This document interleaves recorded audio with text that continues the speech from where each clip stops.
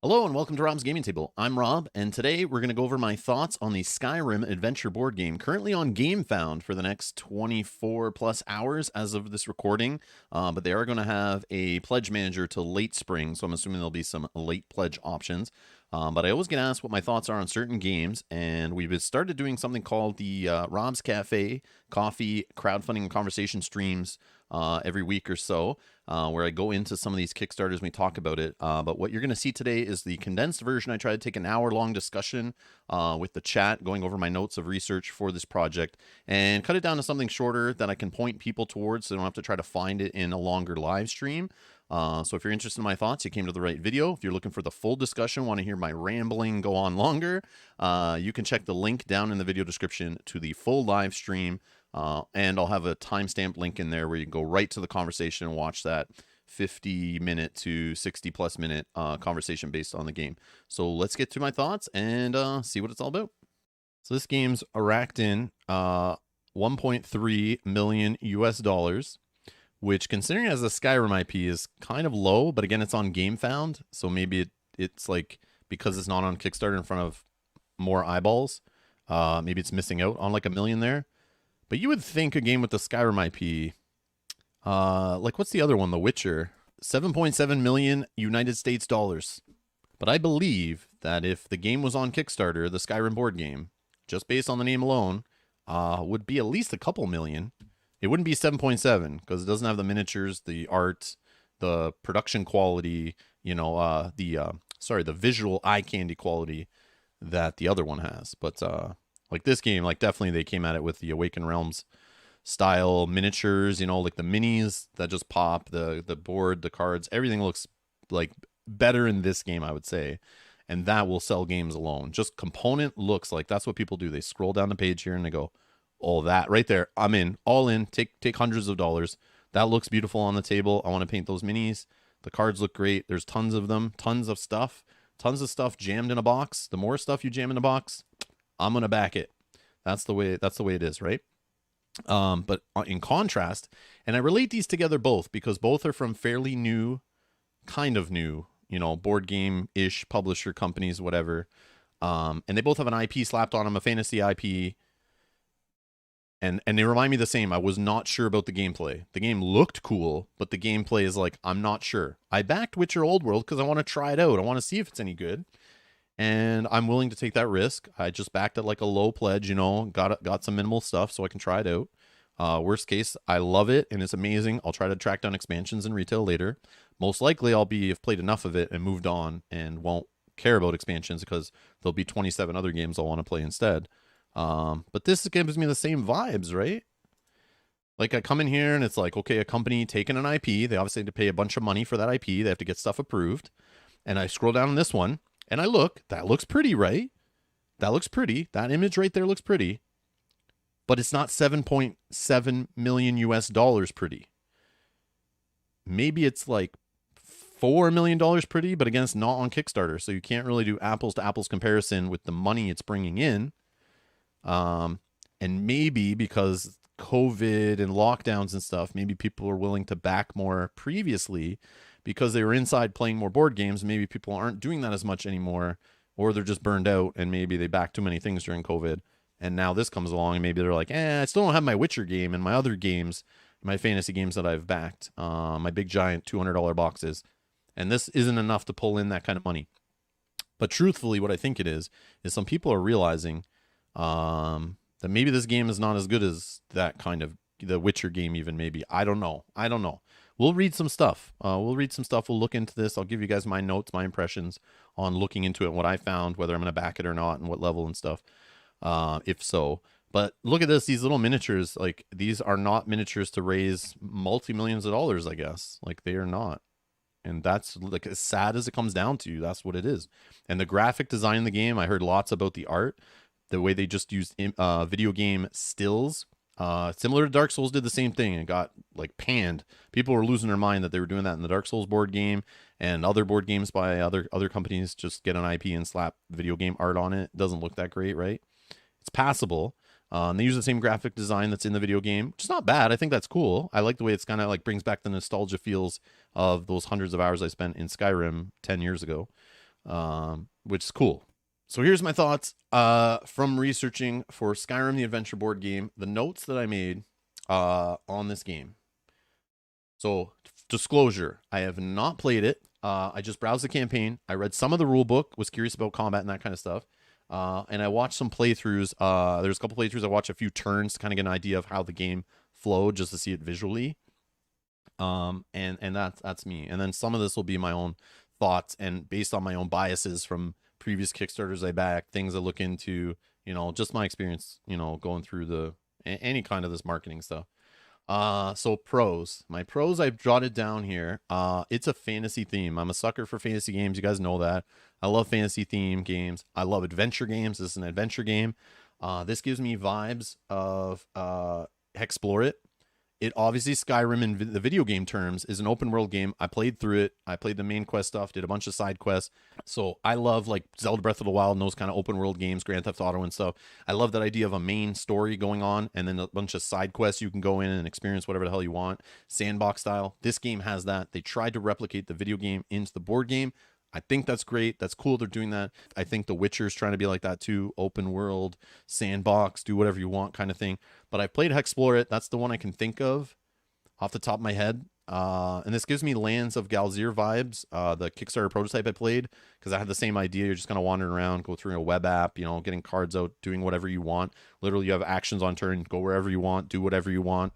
Just discover and unfold your own story. But there is like a kind of main quest you kind of do for your character. I love stuff like that. I think that's great. And that's what it's doing. And I'm a sucker for that stuff. So positives. Those are positives right there. You have me interested. That's why I'm even talking about this. Why I even spent time looking into this. I love dual layered cardboard boards and for skills and stats and all that kind of stuff. This game has that. You can probably see it here. They have the dual layer cardboard boards similar to Tainted Grail, Scythe, the new ones I bought for Terraforming Mars, all that kind of stuff. I love that stuff. I love that component. That's my new favorite component in games, I think. Cards and dice are boring now. Miniatures to me are boring. But dual layer cardboard player boards, I don't know what it is. Moving cubes in them, placing dice in them, putting tokens in them. I don't know. I just think it's a very beautiful component, and it's like quality. I don't know. Something about it. I'm a sucker for that stuff.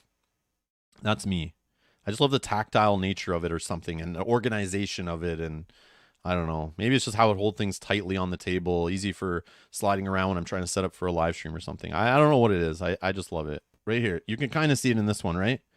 There's like little cubes that go across for your stats. You got little cardboard plugs you put into slots to kind of show your health, and you can upgrade it as you go. And then you can put in your skills as you get them. You put them into your sheet. I love stuff like that. But here you go. Here's like the 7th continent, Lands of Galzir, kind of pulling cards from a card tray. And pulling out and doing different options and skill tests and all that kind of stuff. I like this stuff. I like this kind of exploration, kind of sandbox, open world, push whatever you want, replay it again, try a different path if you remember. Not tons of replayability with it, but it's cool with the way the world works now and the way my board game hobby works. You only spend so much time in one game and then you're on to the next, right? So I'm okay that it's like, might not be too replayable. I like it has fail forward mechanics. So there's mechanics to this game. You fail forward, so you're not going to get stuck on the same thing and keep redoing it over and over and over again. You die in going through a cave or, going into an old rundown castle trying to fight something and discover something and find loot. You could die doing that. Don't worry. You try on your quest. Don't worry. You fail on a skill test. Don't worry. You fail forward. Things will get worse for you, obviously, because you didn't get the bonuses, but you can keep moving forward and just keep seeing new stuff, which is great. Don't waste the player's time. There's other games to play. You know what I mean? So I'm okay with that side of things. I think that's a good thing. XP and loot for defeating baddies. I'm a sucker for that stuff. So this game is just like Skyrim, the game, the video game, where you're going to go and do things, side quest stuff, main quest stuff. You're trying to level up, get XP, get loot, fight bad guys in the dungeons, whatever, and upgrade your character, get more skills. Love all that stuff. Weapon upgrading, love all that stuff. There's lots of choices on upgrade cards. This weapon upgrade stuff, so you get an upgrade and you can slide it to the side, from the top or from the bottom, and give your weapon or your armor a different upgrade than the last time you played, or for a certain different kind of build and stuff. So they don't print like extra cards for all different type of upgrades. You have to sort through extra. You just get one card and you kind of make the choice, which I think is cool. There's a retreating mechanic where if you are in a dungeon, you, based on like getting hammered, there's a chance you can kind of like escape and you don't have to keep pushing forward like I would do when I played the video game, is just keep banging my head against the wall until I completed the dungeon. But sometimes you go somewhere that you're not like the right level in the video game and you're just like, whoops, I shouldn't be here, because it's open world, right? You can go wherever and do whatever. But sometimes it's like worth it to keep pushing and try to get the loot or whatever in there. But in this, it's got the whole thing like you can just escape and say, that's it, I'm done. I don't want to keep pushing myself in this dungeon or this cave or whatever. You can just retreat out. And I think that's neat. Seems like it stays true to the video game. Like this feels like what I would do if I was designing kind of a Skyrim board game and try to make it feel like Skyrim, a co-op, co-op board game feel like a video game. This is what I would do. And I think they did okay, it seems, trying to make that happen. Is it fun to play? Again, I don't know. I'll decide that after I play it at some point in the future. Cons. Okay, hugely replayable legacy style cooperative and solo gameplay. Okay, not hugely replayable. Okay, even if you buy a bunch of expansions, the nature of seeing cards and making choices, if you have a memory like me, it is hugely replayable. But you can't just say that because you want to say it to sell games, right? Based on this design of spoilers being on cards and making choices and only like 2 options showing up and all that kind of stuff, and a few branching paths, eventually you'll see most of it. And replayability, there's 2 versions of replayability. Seeing new content is like not necessarily adds to replayability, right? Because if you keep playing the game over and over again and you're seeing new cards, but the game still feels like the same over and over again, and it could get boring, and maybe it's not as interesting as you play it. Now, there's replayability of adding new content and options that make the game feel fresh the next time you sit down and play it. That's like a different level of replayability. I don't think that's here. So sometimes companies will say our game's really replayable, but literally like you just play through and you still see the same options, the same enemies, and it's the same loop over and over again. Yeah, sure. This time I chose to kill the farmer and not help him, trim his sheep or whatever. I don't know, but that doesn't necessarily make the game feel fresh and replayable. It's just you saw something a little different, right? So sometimes I say like, oh, this game's super playable because this expansion added tons more stuff to these decks. But every time you play it, you feel the same thing happens, the same grind, the same loop. And you're just like, okay, I get it. I played it a couple times. I got the vibe, but it's not as interesting as this game I want to play that's brand new, or this game that I love that does more complex things or different things. So saying it's hugely replayable from those who are trying to get hundreds of dollars, I kind of find that as a joke, especially with this design of the game. I might be missing something, but there's no way you can put hugely replayable on a game that just has a deck of a bunch of cards you're pulling from, and those cards get reset and you play through them again. Yes, you can add expansions to add more cards, but that I wouldn't put the word hugely in front of it. It's replayable. Technically, it's replayable, but I wouldn't throw hugely. But the worst thing, this is the joke. This is the joke right here. 2+ massive campaigns, right? 6 chapters of storyline, okay? But right after it, they make the joke and they make it seem stupid because it's 90 to 120 minutes per chapter. And I looked into this. I'm like, okay, they're saying 2 massive campaigns. Now, we all in the same hobby here, right? We all back games on Kickstarter. We've played campaign games. I myself have played tons of them. Maybe not all the way through some of them, but I've seen the books. I've seen the hours. I've seen the sessions involved in some of these campaign games. You have games like Madara. You have games like Gloomhaven, soon to be Frosthaven. Even Jaws of the Lion, a $50 little Gloomhaven intro game, has a like 15-ish scenario campaign, 15 sessions you're sitting down and playing. I wouldn't call that a massive campaign when you have games that need 60 sessions, a full year of playing every week. Even the legacy games, the pandemic legacy style games that need 12 to 24 sessions. You know what I mean? Maybe you can play 2 games in the same session, whatever, but still. You're calling it a massive campaign when literally you can sit down and play 1 campaign in 3 evenings? That's massive? That's not massive. You don't call it. You say 2+ campaigns, 6 chapters of storyline. But the marketing person here putting hugely and massive, I don't know. Maybe they don't know about Gloomhaven, Madara, the Legacy series games, any basically Legacy game, any Legacy type game, any campaign game.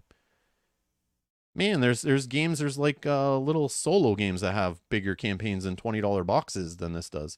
I just think it's silly to say this is a massive campaign for hundreds of dollars when it's like, I don't know. That's a joke. That was kind of offensive to me, and I almost was like, I don't even want to give this campaign the time of day because they're like not respecting their audience. They're thinking you're stupid. Am I missing something? I may be missing something. You guys can tell me, but this kind of like, I'll be honest, it pissed me off. I was like, okay, they're just being dumb. We have the Skyrim IP in miniatures. We can get money from anyone. Just put whatever on the sheet. Say it's a massive campaign. No one scrolls down past the minis anyway. But anyways, I saw that and that was like disrespectful. I don't care. That's disrespectful. That's not respecting your audience. I don't care what you say. Or the marketing person's just an idiot and has never worked in the board game industry, maybe, and they paid someone just to write this up. I don't know, but that's a bunch of BS. So that's why that is a con. A con, don't put you have two plus massive campaigns in the core box. That's literally 6 gaming sessions. Like you sit down for 90 to 20 minutes with your friends 6 times and you've seen both campaigns in the main box. And then you can buy an expansion to add another campaign, which is another 3 sessions, but that's like an $80 to $100 expansion to add 3 more sessions to your playthrough of this game. To be honest, I say it's a con, but the only thing it's a con is they're calling it a huge campaign. And I want to be clear, it is not a con that it only has 6 sessions for a campaign. Because let's be honest, we all have lots of campaign games we all have not finished. There is no worry. I'm not upset for a game that only has that much content in it, because that's fine. Because I played it a few times. I have some fun in it. I could replay it again once more, whatever. But I probably at that point have played enough of it. I will move on. If I want more, you buy expansions. So I kind of rip on that it doesn't have a lot in the core set, but I'm like, that's kind of a good thing for some people, including myself at this point, right? It doesn't need to have 95 scenario campaign or 95 session campaign or whatever. We don't need 100 of those games on our shelves. So that's like just a note kind of idea. The con was the marketing spin on it. A static board, okay? A static board. There's no tiles. There's no expanding board like Explore It. And like some other open world sandbox games where you play through, even dungeon crawlers, all that kind of adventure games like Lord of the Rings, Journeys to Middle Earth, right? You play those through, even playing the same scenario over again. It'll put things in different spots. It'll reveal the map as you play. There's hidden elements to it. There's an exploration element to it that a static board just can't do for you. Yes, they can randomize what is where when you go to those locations, but you're still drawing from certain decks at certain locations. So once you play through this a few times in the same campaign, you'll kind of know like where to go, where not to go, where to be at a certain level. You'll kind of get the game a lot quicker than you would if it's like random tiles, random setup, random exploration, like a Mage Knight kind of adventure board style, like laying out tiles as you move. I know Skyrim, it is an IP. It has to be in the same world every time, so they have a limitation. So that's why I'm saying it's a very small con. A very small con. Who cares? It probably doesn't even matter. But I still had to put some stuff as cons, okay? The graphic design and art doesn't bother me really. I don't care about video game assets too much in the game. It does look kind of lazy, and it feels like they didn't spend money on an artist. If you're not paying an artist for hundreds of pieces of art, or many artists, like other games do, other publishers do, should your game not cost as much? I don't know. That's just a question. I'm not sure. I know board game prices are going up, and maybe that's a way they're saving money, keeping it around the same price and not blowing it up to be a super hugely expensive project by saving money in those aspects, reusing assets, using the video game assets. It's definitely a good money-saving tactic to increase profits, keep the game price, at the standard Kickstarter price, rather than keep increasing it because of shipping costs, manufacturing costs, all that stuff. Probably a great business decision. Does it hurt them by not making them $3 or $4 million extra dollars by having actual original art? Probably. But who knows how much they saved on artists? Probably not millions of dollars. There's some notes I have here, which are neither a positive nor a negative in my mind. Just things I want to mention. It's got the Skyrim IP. I don't have a negative towards Skyrim or a positive really towards Skyrim. So I have no nostalgia hook. Lots of dice rolling. Some days I don't want to play games that roll lots of dice. Some days I don't care. Sometimes I'm just happy to have friends over who love rolling dice and I'm playing games with people. This has lots of dice rolling. Everything's based on skill checks, rolling dice, a little bit of dice mitigation, combat, you're rolling dice. Everything's just dice rolling all over the place. That's not for everybody, but it's in our hobby. It's in a lot of games. It's totally fine. Not everything needs to be cards for the randomness. Not everything needs to be other ways of randomizing chests and passing tests and all that kind of stuff, pulling tokens out of a bag, whatever. Rolling dice is fine. If there's ways to roll better dice, to mitigate dice, Reroll dice. I mean, reroll is like the worst way, but if there's just ways to mess with the dice, and there is in this game, it's fine. It's not a pro, not a con, just something I noted. So there's the option of saving money and not backing this and not playing this game at all and not caring, because if I want to get the Skyrim vibes, I could go play the video game. It seems like this game has potential, but I'm getting it's an okay, and as Brian's saying in the chat and told me in Discord, solid. It looks like a solid game, and it is fine for a game to be solid. I'd rather back and buy a game that is solid rather than a game that just feels like you have to house rule the crap out of it, or it sucks, or I have a bad experience, or I don't want to ever play it again, or I'm trying to sell it, or whatever. I'd rather it have that solid vibe. But to me, it's like the original feel of watching some playthrough turns, of looking through the campaign, of reading some of the rule book, the combat, the skill tests, the story mechanics. It just gives me the okay game or a meh game. Like it could just feel like, okay, that's fine. This doesn't seem to be doing anything mind-blowingly crazy, but it's fine. Doesn't have to. And it seems like it has some things, like I said, from other adventure games I like, so I'm willing to buy and play the core game before making final judgments. If it pulls me in and I want more after playing, I would pick up expansions at retail. That was my final thoughts, my judgment after I spent a couple hours researching the project. But again, I have to play a game before I give the full, like, I can give it a grade or judge it or anything like that or recommend it. So this is just on, again, my impressions on my research, what I've done before in streams. So take it as a grain of salt, because I have different experiences, I have different budget, I have different tastes, I have different games on my shelf, I like different mechanics.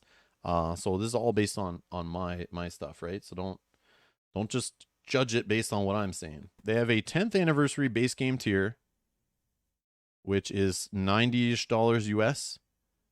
That's just the base game, a couple cards they unlock through stretch goals. Of course, in this campaign, all the stretch goals are trying to upsell you to a deluxe tier.